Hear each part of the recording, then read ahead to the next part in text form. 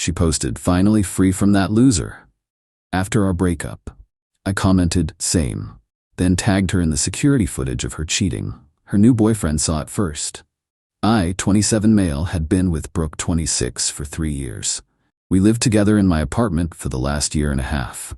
2 weeks ago, she broke up with me out of nowhere, claiming we'd grown apart and she needed to find herself.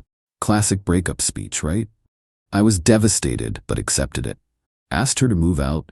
Within the week, since the lease was in my name, she packed up while I was at work, left her key on the counter with a sticky note that said, "Thanks for the memories." I thought that was the end of it. Then yesterday happened. I'm scrolling through Instagram during lunch when I see her post. Picture of her with some dude.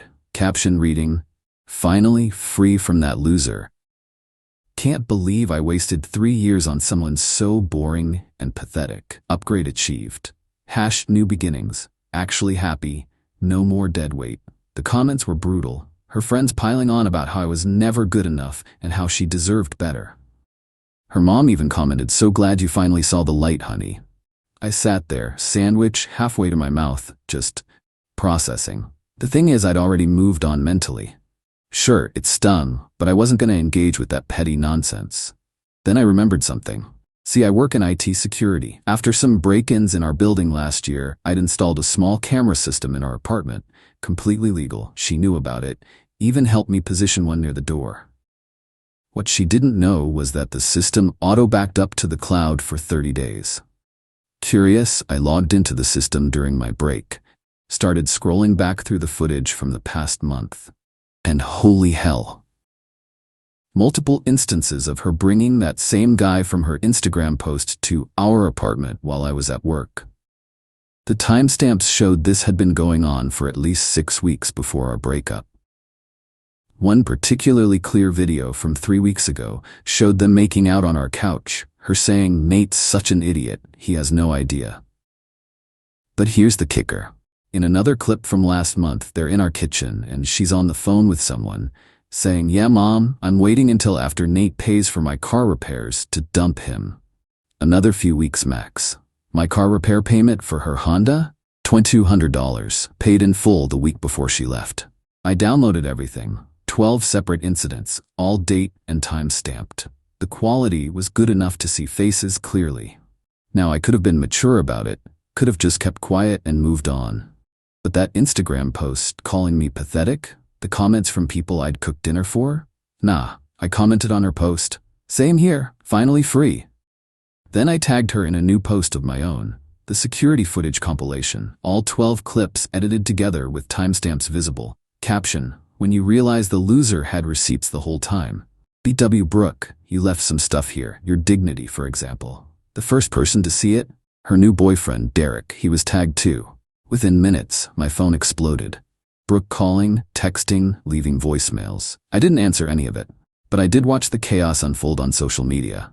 Derek commented, "WTF is this?" Then, "You told me you broke up with him months ago." Then he was gone.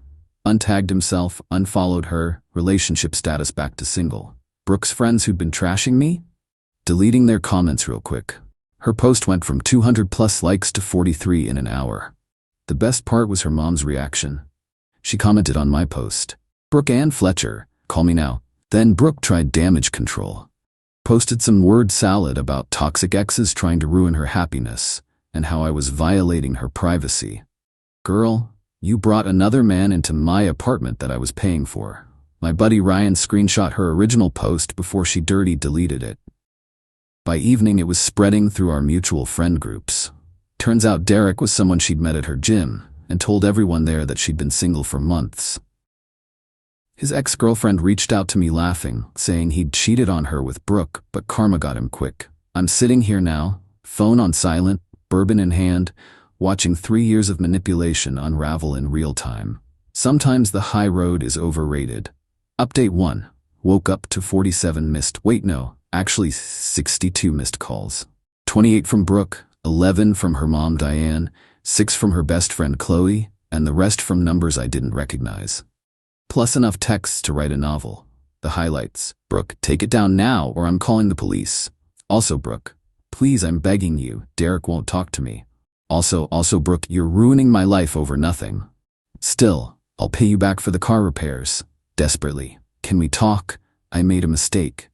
Diane, her mom, you need to be the bigger person here. Also, Diane, this is harassment. My daughter is crying. Plot twist. Diane, I didn't raise her like this. I'm sorry, Nate, but the best messages came from Derek. Apparently, my man did some digging after seeing the videos. Bro, I had no idea. She said you were abusive and she'd been single since January. She's been using my credit card for stuff she said was for our future. Just found out she's been texting her ex Trevor too. We're done. Can I buy you a beer? I feel like an asshole. I actually felt bad for Derek. We'd never met, but getting played sucks no matter who you are. Told him no hard feelings, he didn't know. Then things got interesting. Qley showed up at my apartment at 9 a.m. I answered through the doorbell camera. Nate, please. Brooke's having a breakdown. She hasn't stopped crying. And she needs you to take the video down. It's humiliating. Qley, she called me pathetic and boring to hundreds of people. She cheated for at least 6 weeks. She used me for money. Where's the sympathy for my humiliation? That's different. You're a guy, you can handle it. I just laughed and stopped responding. She stood there for another 10 minutes before leaving. Around noon, Brooke tried a new strategy. She made a TikTok. Oh yeah, she went there, crying with no makeup, talking about how her narcissistic ex was trying to destroy her because he couldn't handle rejection. How I was a controlling man who monitored her every move with cameras. Problem is, one of my coworkers, Janet, is TikTok famous-ish, like 100K followers. She saw Brooke's video and responded with her own, including screenshots of Brooke's original loser post and a brief explanation of what actually happened. Janet's video got 10x the views in an hour. The comments on Brooke's TikTok were not what she expected. Girl, you cheated and got caught. Take the L. Imagine calling someone pathetic then crying when they defend themselves. Not the consequences of my own actions. She deleted it within 2 hours. But wait, there's more. Update 2. Y'all are not ready for how this escalated. So Brooke's dad, Roger, called me. Now Roger's always been cool. We used to watch football together and he'd privately apologize for some of Brooke's behavior before. Dude sounded tired. Nate, I'm not calling to defend her. I saw the videos, I'm disgusted. But Diane is making my life hell, and Brooke won't stop wailing. What would it take for you to remove the post? Roger, I'm not trying to be difficult, but she publicly humiliated me first. She called me pathetic. She used me. I'm just telling the truth. He sighed. I know, kid. I know. Let me ask you something. Did she ever pay you back for that weekend trip to Miami last year? The one for her friend's bachelorette party? No. She said she would, but $1,800, right? I saw the charge on your statement when you guys were showing me something on your laptop. How about the MacBook you bought her for Christmas? Roger, I'm sending you $5,000, not as a bribe, as an apology from a father who apparently raised an entitled brat. Do whatever you want with the post. Before I could protest, he hung up. The money hit my Venmo an hour later with a note. For the bullshit, Roger. I didn't take the post down. That afternoon, Derek reached out again. We actually met for that beer. Turns out, Brooke had been playing him worse than me. She'd told him she was a marketing director at some tech startup. Reality? She's a part-time social media coordinator at a vitamin shop. Told him her family had money. Reality? They're middle class like everyone else. The apartment she claimed was her friend's place where she was temporarily staying? That was her parents' basement.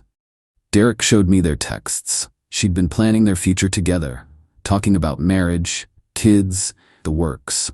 While she was living with me, the dude looked broken. She said you were abusive, he told me over his third beer. Said you monitored her every move, wouldn't let her see friends, controlled her money. Bro, she went to Miami for her trip on my dime. She had full access to everything. I barely knew where she was half the time. She played us both. We actually ended up having a decent time. Turns out we both like the same football team. Weird how things work out. That night, the plot thickened. Brooke's ex before me, Trevor, slid into my DMs with receipts. Yo, saw your post. Not surprised. She did the same thing to me 3 years ago. Look at this. He sent me screenshots from when they dated. Identical pattern. She'd cheated on him with me, though I had no idea she was with someone. She'd told me she'd been single for months when we met. The messages showed her trash-talking Trevor to her friends while setting up dates with me. She called me pathetic too when I caught her. Posted about it and everything. I just didn't have video proof like you. I asked if I could share his screenshots. He said, go for it. So I made update post number 2, since she wants to talk about patterns. The Trevor receipts went live at 9 p.m. By 10 p.m., Brooke had gone full nuclear. Update 3. Brooke showed up at my work. Yeah, she went there. Security called me down to the lobby. There she was, mascara running, holding a box of what I assume were supposed to be apology cookies. The security guard, Jerome, was trying not to laugh. Sir, this young lady says she needs to speak with you urgently. Nate, please. 5 minutes, that's all I'm asking. I looked at Jerome. Can you stay here? As a witness? He nodded, pulled out his phone, definitely started recording. Brooke, you have 2 minutes. I'm sorry, okay? I'm sorry I called you names. I'm sorry about Derek, but you're destroying my life. I lost my job. Wait, what? My manager saw everything. She said I created a hostile social media presence that reflects badly on the company. That vitamin shop she worked at? Turns out they have a social media policy. And publicly calling someone pathetic and boring, then getting exposed as a cheater, violates their values of integrity and respect. That's not my fault, Brooke. You posted first. But you didn't have to respond. You could have been the bigger person. Like when you were the bigger person by cheating on me for 6 weeks? She actually threw the cookies at me. Jerome stepped in. Ma'am, you need to leave before I call the police. This isn't over, Nate.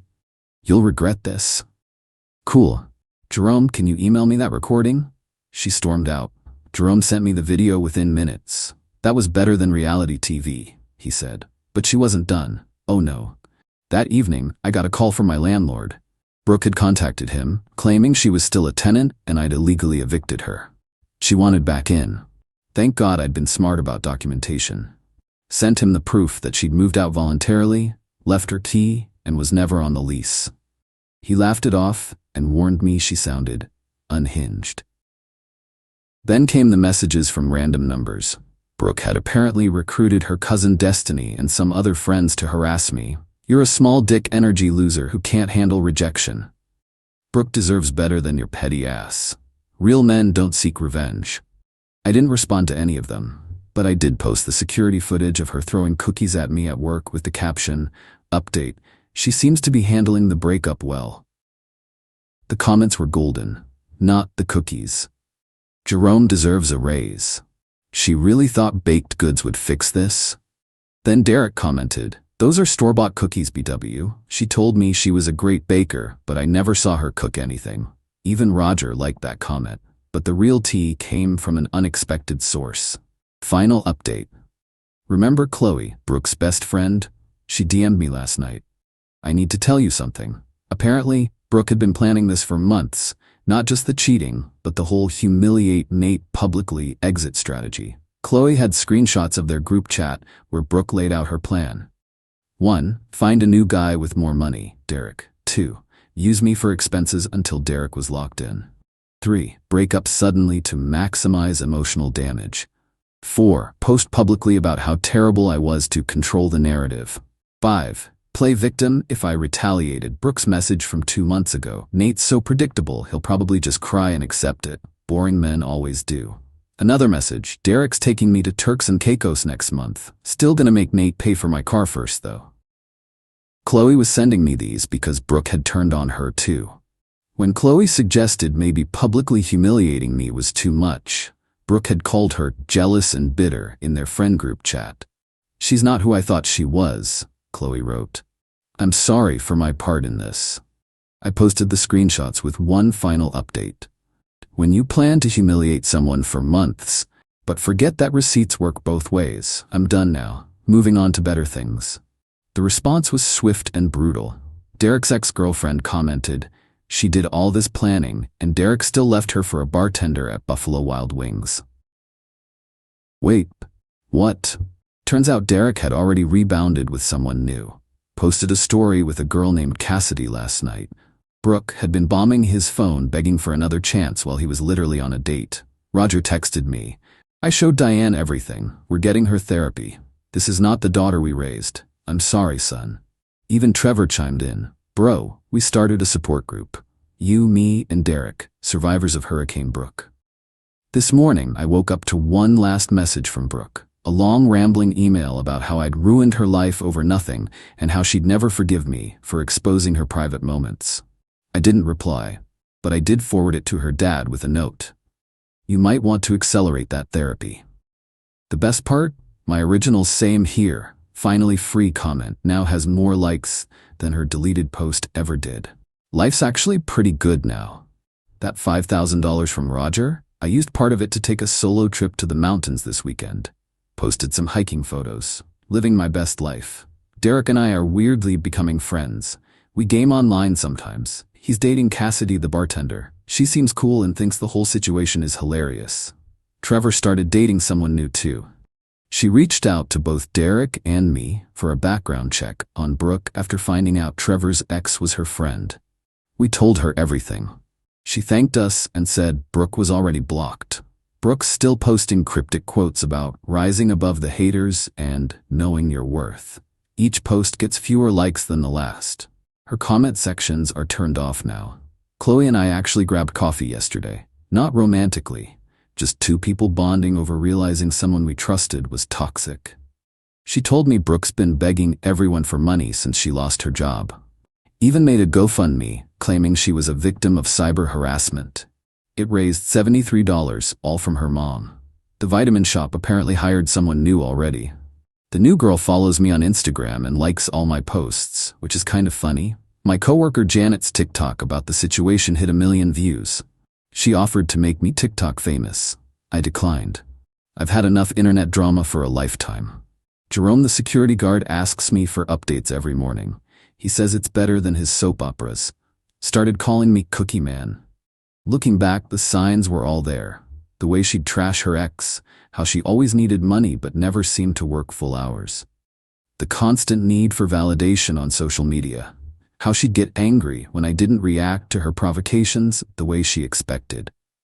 But you know what? I'm grateful it happened this way. If she hadn't posted that loser comment, I might never have looked at the security footage. Might never have known the truth. Would have spent months wondering what I did wrong. Instead, I got to watch karma work in real time, and made some unexpected friends in the process. To everyone asking if I regret posting the videos, nope. She attempted to publicly humiliate someone she'd been deceiving for months. She got exactly what she deserved, the truth, served cold. The security system? Still installed. Still recording. Because you never know when receipts might come in handy. And Brooke, since I know you're reading this, Qley told me you check my profiles daily. That offer to return your dignity still stands. But you might want to check if you ever had it in the first place. Peace out. I'm going hiking again this weekend, living that pathetic life she saved me from. Edit. Stop asking for the security footage, not sharing it beyond what was needed to make my point. I'm not trying to go viral, just wanted to clear my name. Edit 2. To the 3 people who found Brooke's GoFundMe and donated $1.01 with comments like, "For the cookies," and "Here's your dignity fund. Y'all are wrong for that."